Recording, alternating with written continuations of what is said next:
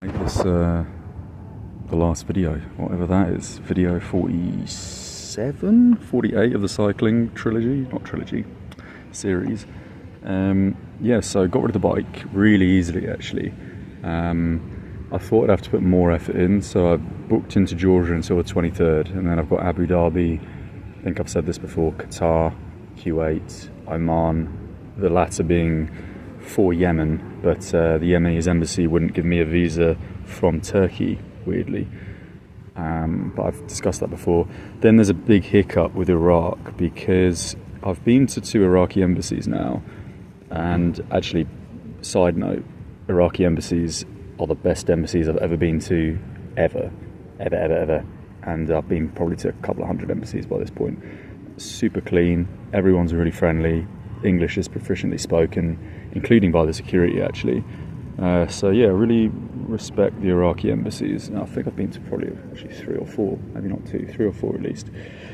So as a British citizen, you don't need a visa to enter Iraq main. So that's not Iraqi Kurdistan. Both require a separate visa, but by the laws of logic, given that there isn't a conflict there as such, just I guess a dispute at best as to, you know, the level of autonomy Iraqi Kurdistan has, you'd assume that given you can get a visa on arrival, that would include that internal border.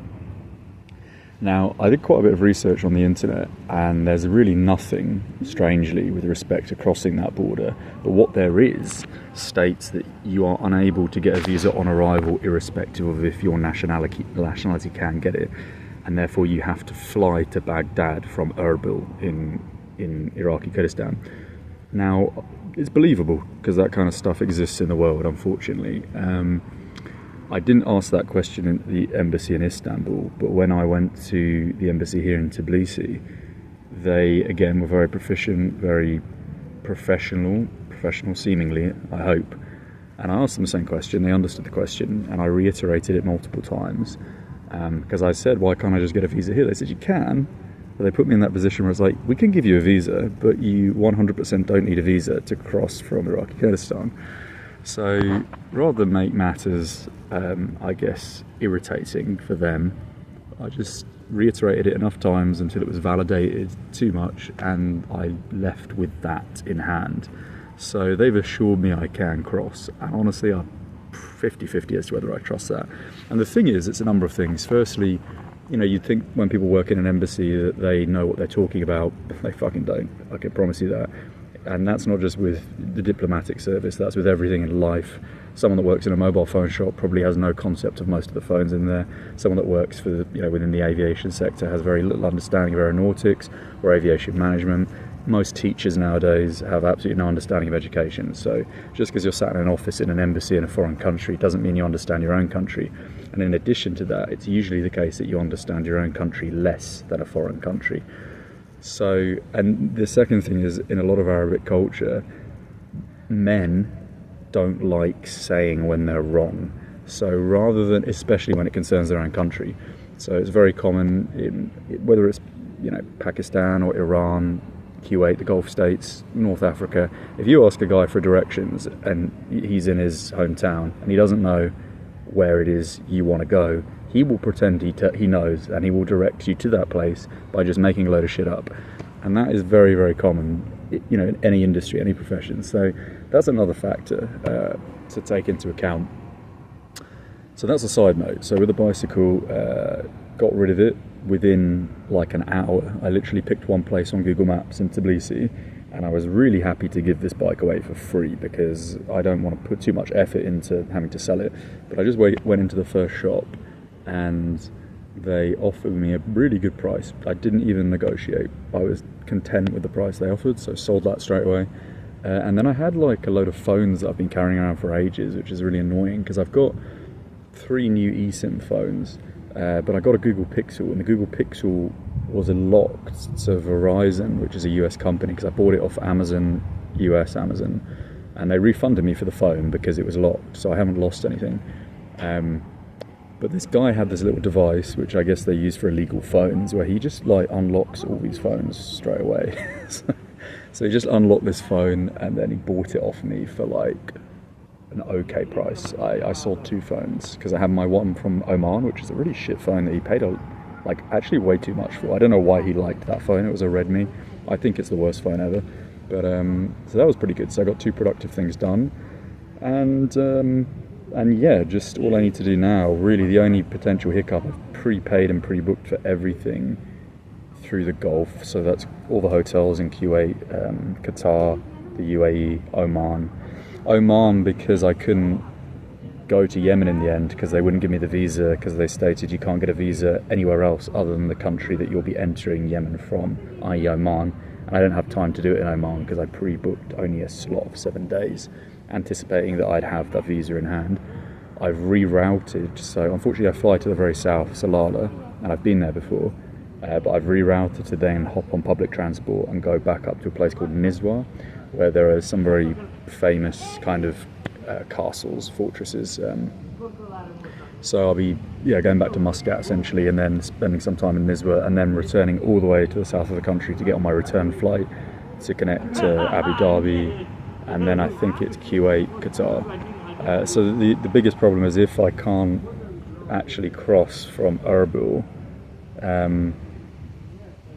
to main Iraq, from Iraqi Kurdistan to main Iraq, I'm not going to, because I don't have much time now, I'm not going to waste money flying to Baghdad, because the price to Baghdad, it skips half the country, and the whole point was to go overland through Iraq. So there's no point in flying to somewhere further south and then having to backtrack up, only to then double back again, because I'll be flying to Nepal from Kuwait.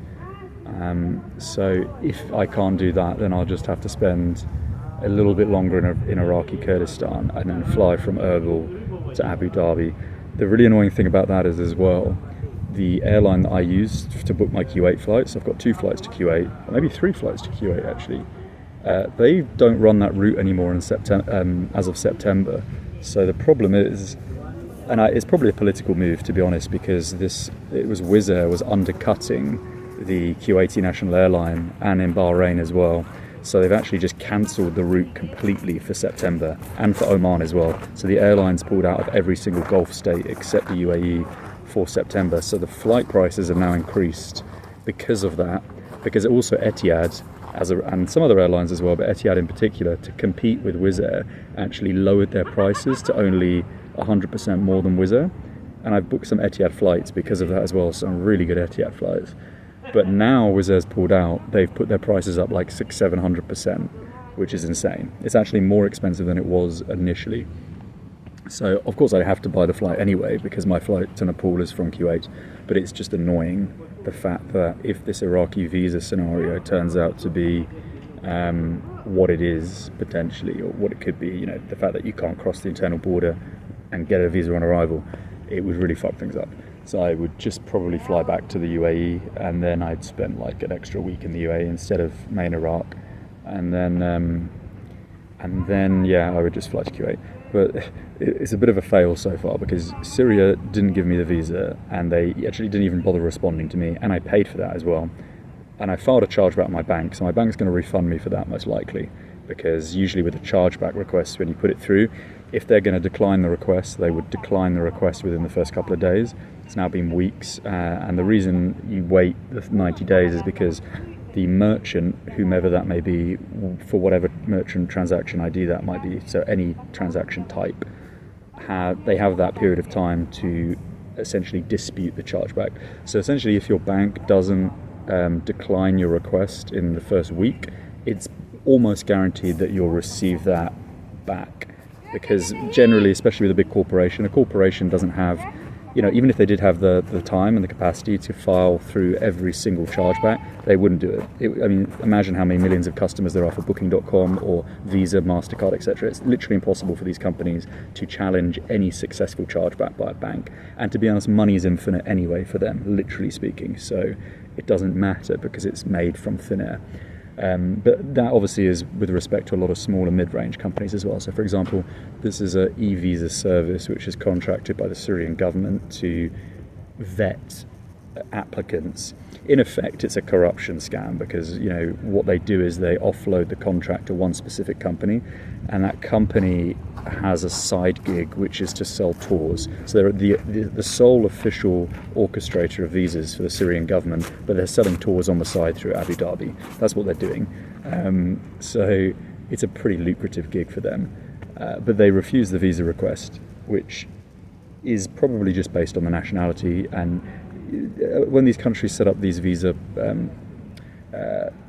portals essentially online, they're just shockingly backwards. They're like third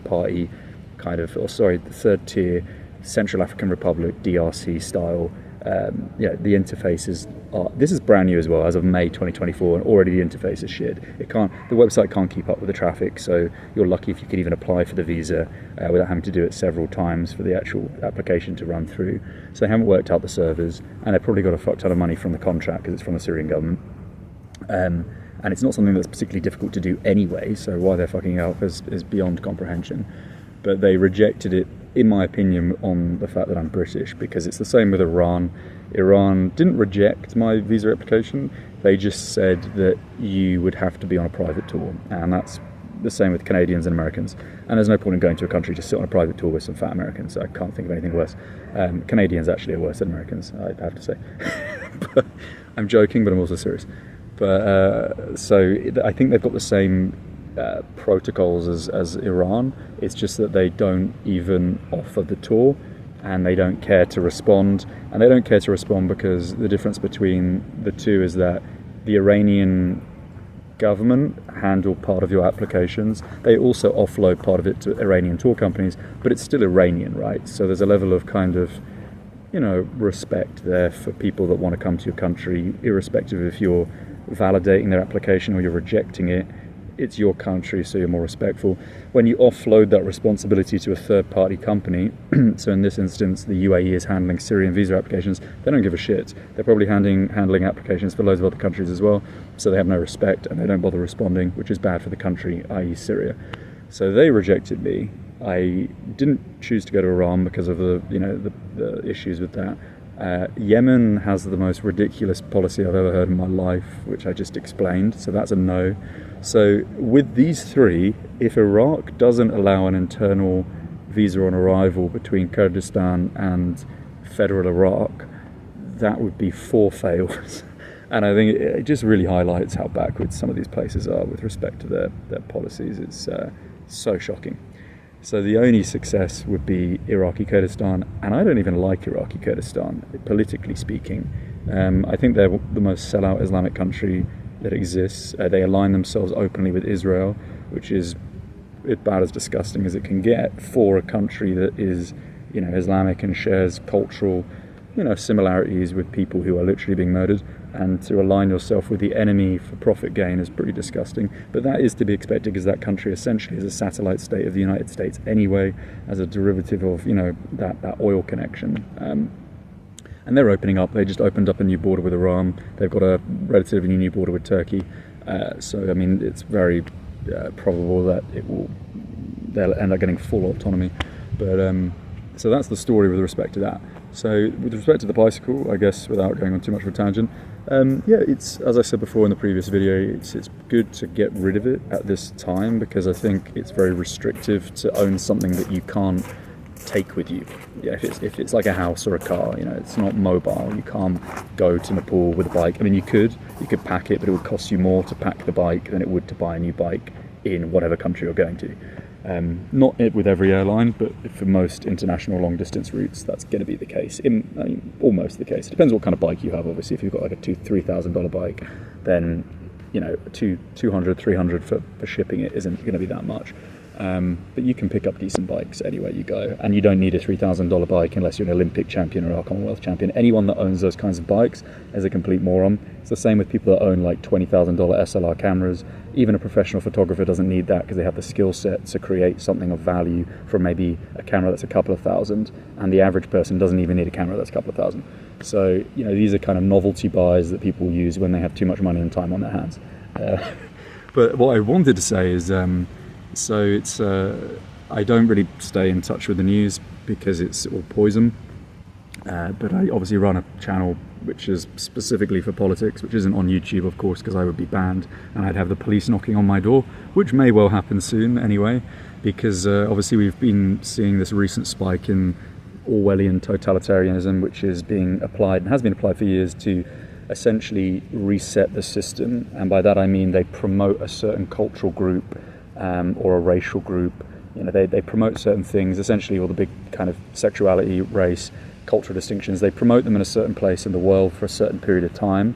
And just like with a financial market, you take advantage of the rise and fall of any kind of stock or share or whatever it might be, any investment. And that's essentially what they do with countries, which are artificially created anyway. They play cultures. So, you know, for example, they promoted, well, the Aztecs were, the Aztecs, the Incas, the Mayans in Central and South America for a long period of time were very constructive, very powerful. The Europeans obviously have had their age until relatively recently, you know, the golden age, if you like, you could say 16th century onwards until probably the end of the 1990s actually, end of the 21st century, and now we're seeing the absolute demise and the replacement of that era of success with a transition to the Gulf states, perhaps China, and India and many places in South and Central Asia. So that's what they do. They construct and deconstruct. And it's actually the motto of many of these fraternal organizations. You have order through chaos, the official motto of Masonry, the most influential, popular networking group of people who are shallow and have no moral compass. And with Europe in particular, we're seeing a complete attack on native populations who then are rebranded as the racists and the far right, the alt-right, the fascists, which are all creations concocted by the status quo to essentially prevent any form of assimilation. Divide through conquer, of course, is the greatest strategy that's been used since the dawn of time. But a lady recently in the UK, I think it was yesterday, she was convicted of a Facebook post. So she posted something, it was hateful and inflammatory. Who gives a shit? It's freedom of speech. Do what you want. Has it actually hurt anybody? No. She said something along the lines of you should kill everyone in a mosque or something like that. So they jailed her for 15 months. Now let me give you an example of what I also discussed in a previous political video. The Dutch volleyball Olympian raped a 12-year-old boy in 2012 who he groomed off the internet. He was convicted of rape. He got 5 years, was out in 12 months, which means he served a lesser sentence than a woman who has just posted a Facebook post in the UK. He then was allowed with his homosexual partner to adopt a little boy, even though he'd been convicted of raping a child some years previously, because this is the Netherlands. Welcome to so-called progressivism, which is actually just a facade intended to create as much division as possible, and it's run by people that aren't native to the country. And I would usually mention their names, but I think my channels are about to get pretty much banned anyway, so I'll let them run out without mentioning the secret word, which I'm kind of ashamed of because I'm going against my own policy of freedom of speech. But let me explain it indirectly. These are people, a religion that answer to nobody, control everything, and are assimilated into one country and no other country, but they exist in all countries. And yeah, these are the people that create these policies. So if you put those two examples together, you have a woman who goes on Facebook in the morning angry because 3 little girls in her town just got murdered by a fanatic Islamist who stabbed them all to death. She then wrote on Facebook, a social networking platform, something that may be a bit inflammatory and hateful. Who cares? She gets 15 months in prison, and a man who raped a little boy and has now adopted a little boy, even though he raped a little boy, gets 12 months in jail and still gets a position on the Olympic team. So the Olympic Committee allowed a man that had raped a child to play for their national team. And of course this guy's a homosexual, because that's how it works. They promote, the whole LGBT thing, transgender nonsense. They promote anything that is against traditional value sets, right? Anything that's against traditional value sets they promote, because that's their religion. Their religion is chaos and Satanism, whatever adjective you want to apply to it, whatever descriptive term. There may not be a religion as such, but it's a cult of evil people who are fueled by greed and have a very knowledgeable base for understanding the psychology of the minions, which is the vast majority of people that exist on this planet. So they're able to sway the behavior of each and every cultural group as they see fit, using the television, using the internet. Every time you go on your phone now, You know, you see the news, it flashes up without your consent. You know, someone switches on the TV, someone watches a movie. Every film that you see is manipulated, so there is a political pretext or an underlying political tone. You know, James Bond is now a black guy, even though it's about a white British guy. But of course, they have to change that to irritate people, to create that division. Everything now has to be, you know, gay or non-white or, you know, non-conventional, because that's the world they're creating, right? Divide and conquer. They know it's going to create that irritation. So yeah, I just thought it's very appropriate to you know, I think I've stated this before, people need to leave these countries. I mean, it's very sad, I think, when people have, you know, the capacity, because they use GBP or USD, Euro, Swiss franc, you know, they have that advantage, and you don't choose to leave your shitty countries when you can go anywhere else and have a 400-500% markup on your investment. So instead of sitting in Switzerland paying a mortgage on a property that's like 700,000-800,000 euros, why don't you just sell that property, take the mortgage loss, move to pretty much any country in the world outside of the European hemisphere, and to be honest, including the European hemisphere as well. If you go to Bulgaria or Romania, many of the Balkan states, many of the Eastern European states, you know, the amount of property you'd be able to buy off of the back of that one sale would be phenomenal. And you could Airbnb that, you could rent that, sublet it, you know, and you have a permanent income. But all of these idiots, they sit on family wealth, which essentially just becomes subsumed in tax liabilities and responsibilities, and eventually it will get taken by the state, because that's the game plan. And unless you're part of the club, they're going to tax you through the roof. And of course, that then will be replaced, that community will be replaced with a foreign community, because they want to create as much dissolution as possible. But I just think it's very sad how, you know, I hope most people don't buy it. I think they do, but I don't think it's a larger proportion of the population. But, you know, it's very funny for me to see people sticking up, because that's how they see it. It's a virtue signaling program. It's an egotistical move. It's a self-interested move, of course. People will raise the flag of a country they've never been to. They don't even know the capital city of that country. They don't know the language. They know nothing about it. But if Facebook tells you should do it because you're going to get brownie points, you're going to get a kind of tick box in your social platform, people will subscribe to that while simultaneously slandering their own native brothers and sisters, their own families, but, you know, who perhaps might have a different political perspective than them. And of course, you know, it would be branded as conservative if it doesn't adhere to whatever the status quo is sponsoring.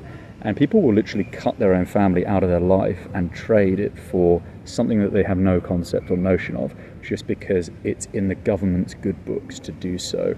And that's why people are so malleable. You know, when you look at the US Civil War, the British Civil War, the French Revolution, every single conflict and strife that has existed internally within each and every country in the world, it's amazing how easy it is to turn one person against their brother or sister.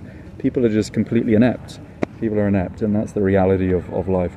But again, to lead and leave on a positive, I think, as I said before, if you have the capital, if you have the gain, you don't even need the capital, to be honest. You can leave with pretty much next to nothing. If you're a native English speaker, you should go off to China and they'll pay you 120k off the bat USD to teach, with accommodation and food and all the other networking benefits included.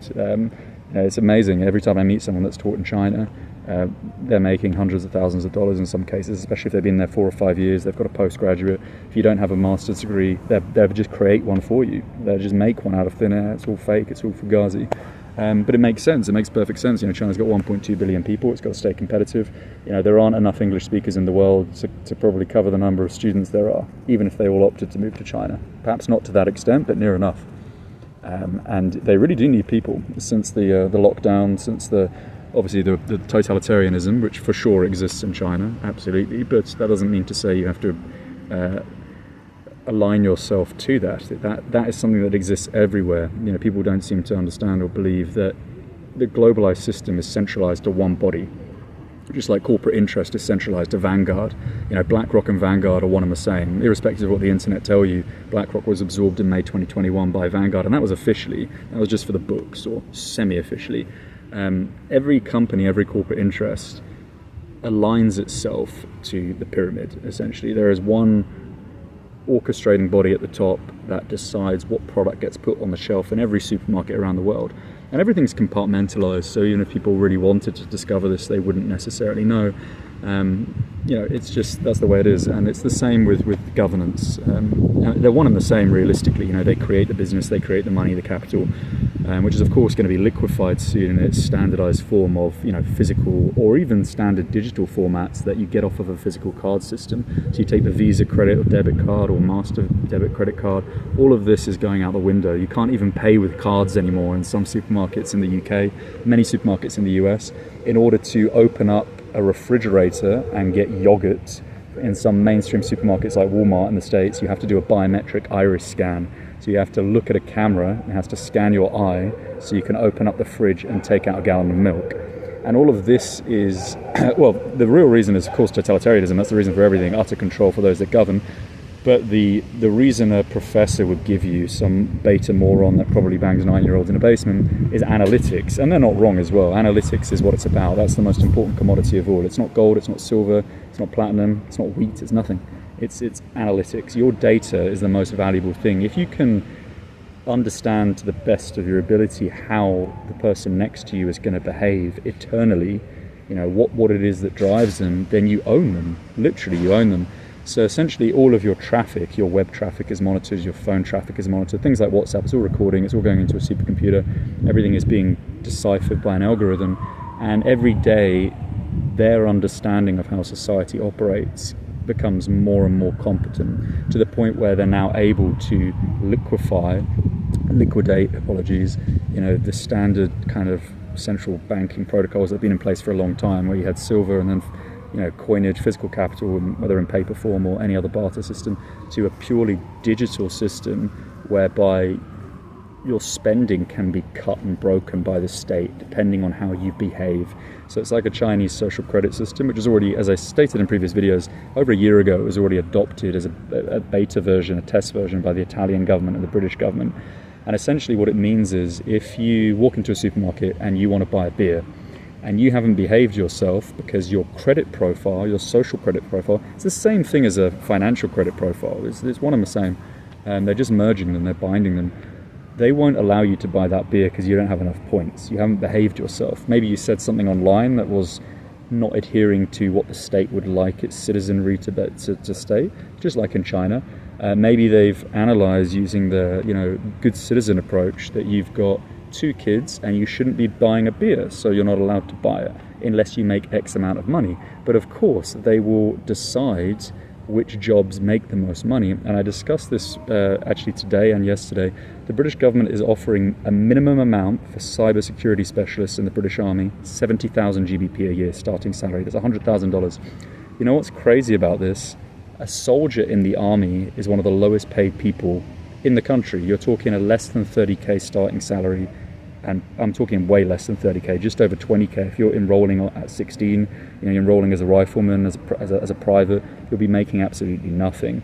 And even more ironically, the teachers that teach the cybersecurity specialists, so when they go to school and they go to university, those teachers are going to be on like 40k if they're lucky.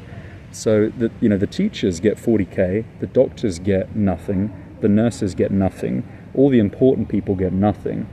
But the cybersecurity specialists get 70k starting salary. So if you're a 19-year-old, let's say 21, you've graduated with a postgraduate qualification, you could potentially get 70k off the bat. And what they want to promote those kinds of roles because they want a certain type of person promoted in society, you see. So it's reached the point where money's no longer real, nothing's real. The amount of debt that was in place pre-2008 crash was so astronomical, it couldn't be paid back in thousands of years. Since 2008, since all of the COVID scam, the amount of debt is so ludicrous that it would take tens of thousands of years to pay back. It's reached the point where money's no longer real.